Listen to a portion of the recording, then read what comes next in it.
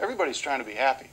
Yeah. So in that respect, everybody is a philosopher to some degree because they're trying to figure out, okay, what do I need to be happy? What do I need to relieve me of whatever fears and insecurities I have? So if you've got certain fears and insecurity, chances are they're very similar to mine. I found that. On and on likewise. Yeah. So if we all work together, then it becomes very easy for our own lives to be more fulfilled and happy and even more secure. And also that energy can spread throughout our sphere of influence, regardless of who we come in contact with or you know, what area of our life is involved with other people. Yeah. I mean, for example, you remember a few years ago when that big storm came through Detroit. Really devastated a lot of Hamtramck. Grosse Pointe even looked like a war zone with all the trees down and everything. Yeah.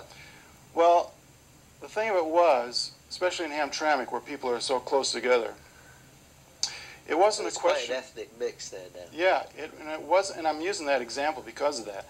It wasn't a matter of people not working together because I'm Polish and you're Italian, or I'm black, you're white, or I'm young, you're old. None of that mattered at the time. It was like if they were going to get their lives back together, they had to work together to clean up the debris, to clean up the trees, to get the power lines back in place, and also check on the old people that didn't have the facility to take care of themselves. The whole community worked together, and within a few days, everything was back to normal. So sometimes, you might say, nature needs to come along and kind of bonk us on the head so we can see that actually we can work together in a practical way and make a difference in our community. I think what happens in those circumstances, I've watched lots of documentaries on places that have had enormous earthquakes, or, you know, we saw the big hurricanes in Florida. We can use the word transcend. People actually, they transcend all their petty things. You know? They're forced to. Yeah, they're forced to, and it's incredible. I mean, you see, I saw this one documentary, and it was around the same time, I think, that the Detroit got hit. There was a huge tornado in East Houston or something. I mean, these people, they were left with nothing. Right, yeah. But they were in that spirit of, yeah, let's work to rebuild our community, and there's a show, of course, Positively Positive, where the girls say... I think I've heard that. Yeah, they're very fond of quoting, we're all in it together. Right, Yeah. that's a fact. Yeah. But nothing makes it more obvious than to, you know, endure a catastrophe or a disaster like that. Then you realize we are in this together, and the only way we're going to come out of it is by working together. And in that way, you know, the community or wherever is affected in that way is forever changed. Yeah.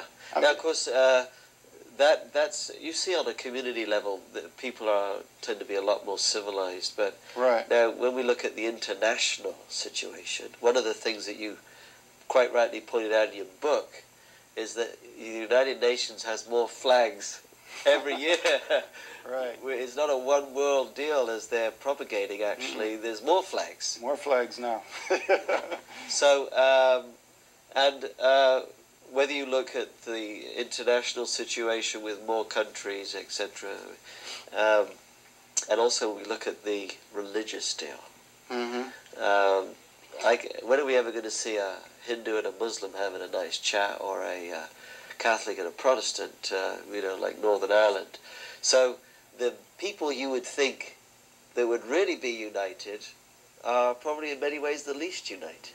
In some ways that's the case. So comment on that stuff. That's quite a broad... Well, the thing of it is, if you take, let's say, a sincere Hindu, a sincere Muslim, and bunch them together with a sincere Christian, a sincere Buddhist, Jain, Sikh, whatever, they'll have no problem getting along. The reason is because they know, for one thing, that there is only one God. They may have different ways of worshiping that same supreme being, but there's no two gods. There's not a Hindu God, there's not a Muslim God. God never says that in any of his books. And we have to understand that the supreme being is God of the people in the islands, from the east, the west. It doesn't... One supreme being is supreme overall. That means Lord. So the thing of it is, he is, and he gives the messages to every part of the world according to their necessity. So we shouldn't think that because he has spoken this word over here, that is the only word. there can also be other aspects of understanding God in another part of the world. And quite honestly, as they say, the more you understand other people, the more you understand yourself. Similarly, the more you look around the different religions and spiritual aspects, the more you have a more complete, comprehensive view of what the Supreme is. So what you're saying is that people should look more to be open to look what the good stuff from these different traditions that plus you have to take the essence. The essence is what? The essence is, for one thing, on the purely spiritual level, you're not this body. That means you're not this black, white body. You're not Hindu, Muslim. You're not any of this stuff. You're completely spirit, soul, which in some ways is non-conceptional. It's beyond conception of the dictates of a label. The label is only in reference to how you worship God. But it doesn't mean that that is what you are. You are a completely transcendental spirit soul. The more you conceive of that, the more you understand that, the more you'll understand that actually we're all the same. Spiritually, we're all the same. So you're saying the essence of every individual is that I am a soul in a human body. Right. Right. And beyond that, every religion also says what? Surrender to God with your whole heart and whole mind, and love your neighbor as yourself. Yeah. Now, one thing I did in this book... You need to talk to quite a few million people in this country who really don't accept that. Well, you got to start somewhere. The thing of it is, there's a lot of fundamentalists I put a chapter in this book that has the golden rule in every culture of the world. The golden rule is there. Love your neighbor as yourself. Treat others as you would like to be treated in every part of the world. And it would be interesting that if that could be a prerequisite for entering heaven. If every religion which uses this golden rule said that, without observing this, you'll never get to heaven, and if people could actually follow their own teachings, I mean, this world could change overnight. Yeah. But they have to take that seriously. And that's what they don't. That's why I say if a sincere Hindu and Muslim get together, no problem. But those are too fundamental, there may be a problem. And the reason why is because there is a thing called fanaticism.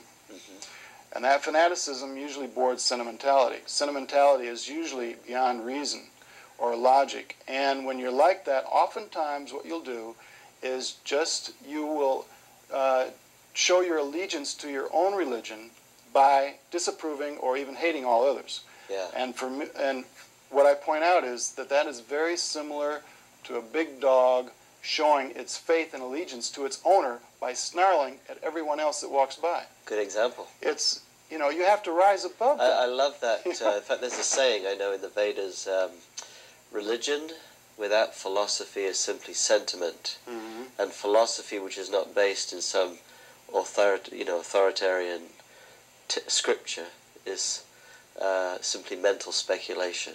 All right. So that's a nice... Yeah. You have to rise above that platform. I mean, quite honestly, that's the only way there's going to be true peace in the world. So if somebody is practicing some spiritual practice, some religion, the first step then surely would be come to the realization, I am a soul, everybody else is a soul. Exactly. And we're the same. We're coming from God. Exactly. Is that correct? That's right. We're all sons and daughters of the same Supreme Father. That's where the family starts, from the spiritual point of view. If you have that point of view, then it's very easy to understand that we're all evolving, we're all going through transitions in this material and physical realm. So somebody who is in the concept, I'm a Hindu, I'm a Muslim, that's another bodily designation. Right. Yeah. And it's temporary. We're not this body. You can change your faith, you can change your mind, you can change your faith. So what does that mean? Don't put too much emphasis on the label. Yeah. You have to see beyond that. So we're kind of, you could say we're all suffering from skin disease. That's it. That's all we see. We think with the body. Right. Yeah. See, let me just read you one little thing from here real quick. Is that two factors that keep the world from being united is the presumption of racial superiority and the desire to conquer and convert. The only way to break through the barriers of distinction that seem to exist between us is with love. However, that love cannot be love of the body or society. It has to be better and higher than that. It has to be a spiritual love for all beings.